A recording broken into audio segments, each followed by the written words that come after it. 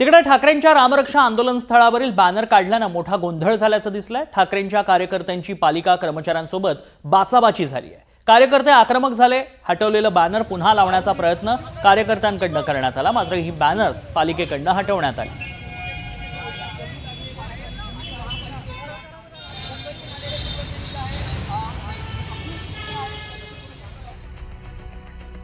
दरम्यान आंदोलनावरून आता राजकारण चांगलंच पेटलंय। आमचं आंदोलन अराजकीय आहे अशी प्रतिक्रिया खासदार संजय राऊत यांनी दिली आहे। हिंदुत्वाशी केलेली प्रतारणा झाकण्याचा हा प्रयत्न असल्याचं भाजपचे नेते नवनाथ बन यांनी म्हटलंय।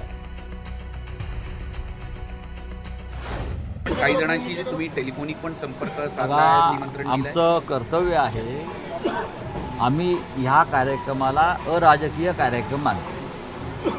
जसं अयोध्येमध्ये रामजन्म मुक्तीचं जे आंदोलन झालं ते आम्ही अराजकीय मानतो। जर आम्ही सगळ्यांनी सहभागी झाले असतील, त्यात विश्व हिंदू परिषद, राष्ट्रीय स्वयंसेवक संघ, शिवसेना, बजरंग दल, भाजपचे कार्यकर्ते, ते सर्व पक्षांचं होतं। तसंच हे आता अयोध्या आणि राम मंदिर हे चोरांपासून मुक्त करण्याचं जे आंदोलन आहे ते सुद्धा अराजकीय आहे।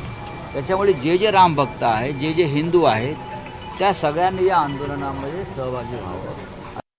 रामरक्षा आंदोलनाच्यासाठी उद्धवजी ठाकरे नागपुरात जात आहेत, तर माझी उद्धवजींना नम्र विनंती आहे, हिंदुत्ववादाच्या तेजाचं प्रतीक असलेला राष्ट्रीय स्वयंसेवक संघ त्याची संघभूमी नागपुरात आहे। त्यामुळं आजपर्यंत हिंदुत्ववादाच्या विचारांशी गद्दारी केल्याबद्दल, हिंदुत्ववादाच्या पाठीमध्ये खंजीर खुपसल्याबद्दल उद्धवजी ठाकरे यांना माफी मागण्यासाठी हा सुवर्ण काळ आहे। त्यामुळं उद्धवजींनी ही सुवर्ण संधी साधून नागपूरच्या संघभूमीवर जाऊन नाक घासून माफी मागितली पाहिजे, तर इथला हिंदू समाज उद्धवजींना माफ करू शकेल। उद्धवजी, तुमचं रामरक्षा आंदोलन हे पूर्णपणे नौटंकी आहे, याच्या पलीकडे काहीही नाही।